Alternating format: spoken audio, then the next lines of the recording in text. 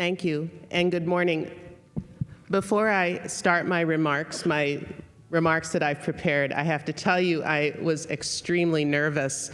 I've never talked to so many people before in my whole life, and I hope that I can be as poised as Jacqueline was when she gave her lovely address. Feeling nervous driving in this morning, though, I saw an opportunity. I was a little selfish to make myself feel a little calmer. Eric Baber, can you please stand up? Eric? Good morning. Eric let me pick him up on the way in. He was walking through the snow, and I rolled down my window of my ancient car and I said, "Would you like a ride down the street?" And he said, "Yes." I was so glad. And I said, "I'm the commencement speaker this morning and I'm so nervous." I said, "What's your name?" And he said, "My name's Eric, and I'm a marketing major." Eric studied in Jamaica. He said, "You're gonna be fine." And I said, "Thank you, Eric. Is your family here?" He said, "My mom and dad are coming. My grandparents are monitoring the weather." So Grandma and Grandpa, if you're here, awesome grandson, and parents, thank you for raising such a calm, sweet student. Sweet son.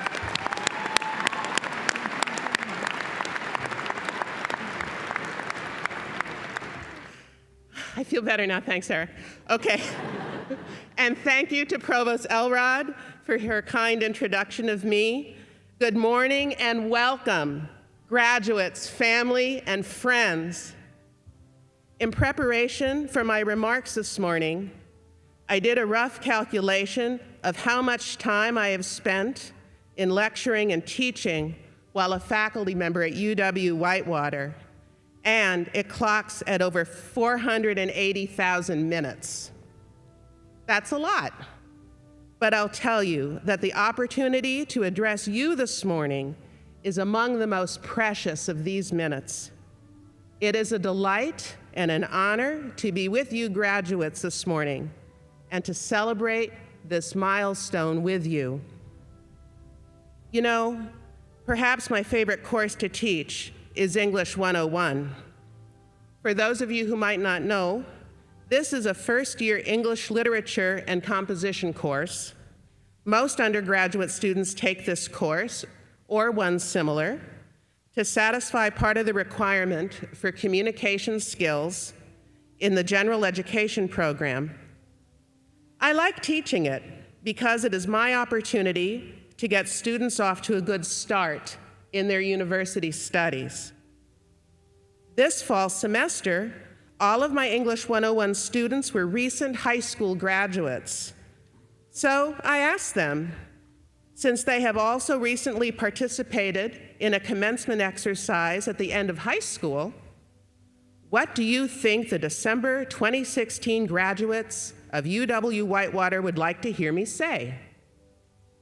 Among the ideas that the students had, one struck me as especially good-hearted and optimistic. "Tell them," one student said, "tell them to remember how nervous they were the first semester, how they were probably not sure how college worked, or if they were going to do things right. But remind them that now they are graduating, they've made it, they have learned a lot, and they know what they're doing. They are prepared to start their career." "Okay," I told the class, "that is what I'll tell them." Now, when I think about what this student said, I also realize that he was expressing a wish, a hope for himself. He was anticipating that in a few years, he too would be able to feel prepared, proud, and ready for the next step. That first step for him and for many of his classmates. Perhaps your first step, too, was to be the first in the family to attend a four-year college, or to go to graduate school, or to live away from home, or to study in another country, either as a US student studying abroad, or as an international student who chose to study in the United States. We all have a time in our life when we are breaking new ground And in doing that, making it easier for the person who follows us to try something new. When I think of groundbreakers, my own parents come in mind right away. They have lived most of their adult lives in New Jersey, in a suburb of Manhattan, but they were born and raised in small farming communities in southern Minnesota. Now, I hope you can each relate to this story in some way from your own family background, even if the details are different, even if you are not from the countryside. The story of change, I hope, will resonate. My father is the middle of 9 children, born in the house where his own father had been born. Everyone went to this two-room schoolhouse about a mile up the road. Some of them went to high school, and some of them didn't, busy with farming or keeping the household running. My father did attend high school, where a teacher suggested that he go to college.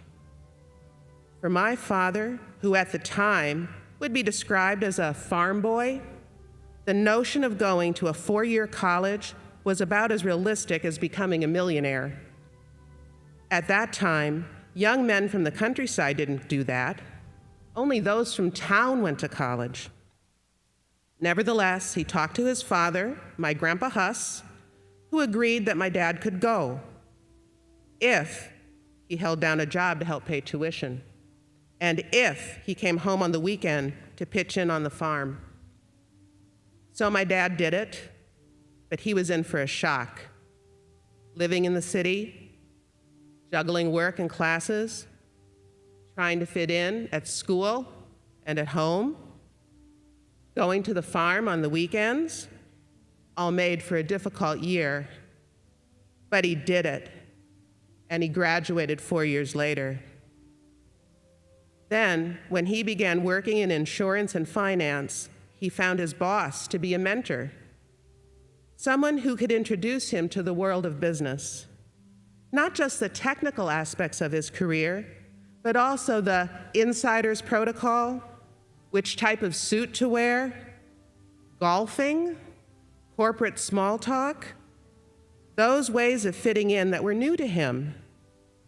And my father could do all this, although I will tell you, he was probably the only man on Wall Street who went home to raise kohlrabi, rhubarb, and pole beans in the garden. My father has never forgotten where he came from. The other trailblazer who comes to mind is my mother, who, because as she was, as would have been called at the time, a farm girl, was lucky to finish high school. College for a young woman who had grown up on a farm was out of the question.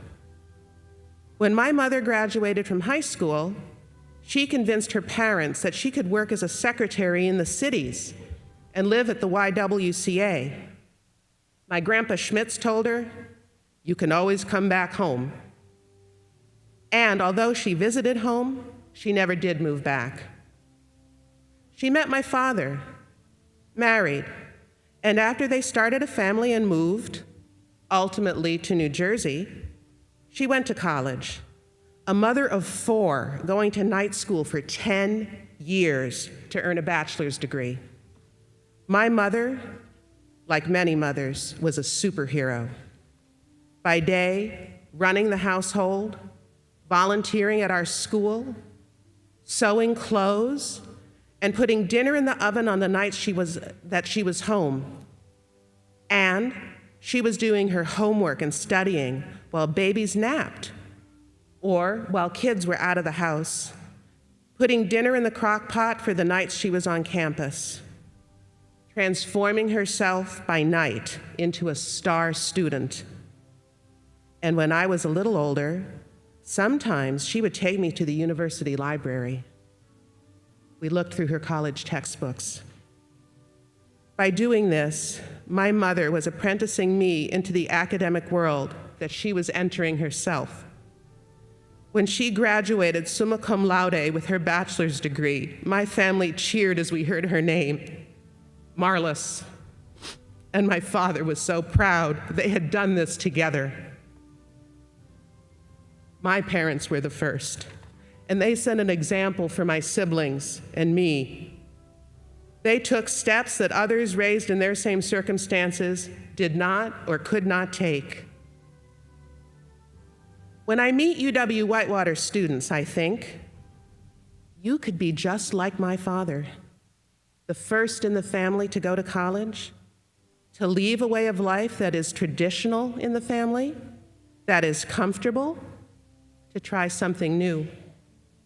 When I meet parents who are studying, earning their degree, and I have met many, especially among the military veterans who attend UW-Whitewater, I say, I appreciate that it can be challenging to balance the obligations of home with the obligations of the university.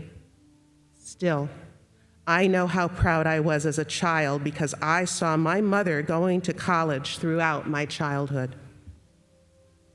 My parents, by being the first to take a risk on a different way of life for themselves, made my path possible.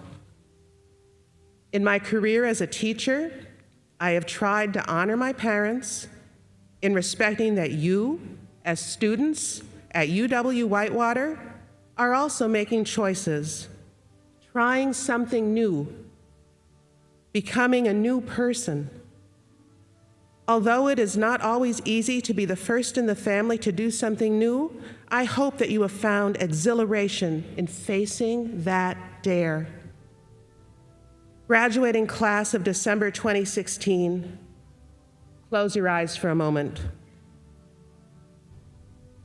Bring a first to mind for yourself, something you want to remember about your experience at UW-Whitewater.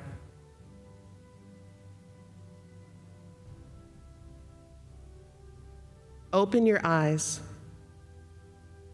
Reflect on your accomplishments.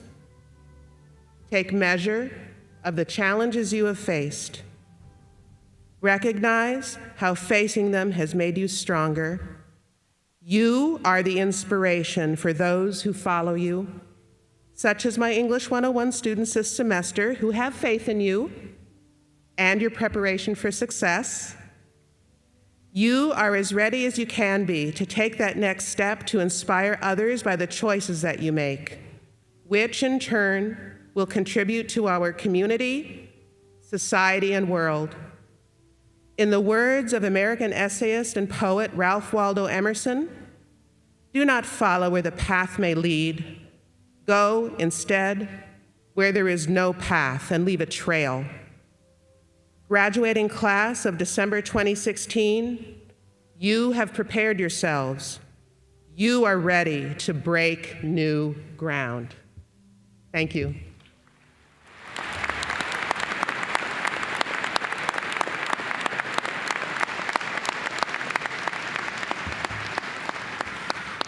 Thank you, Susan, for your inspiring words and for all you do for this university.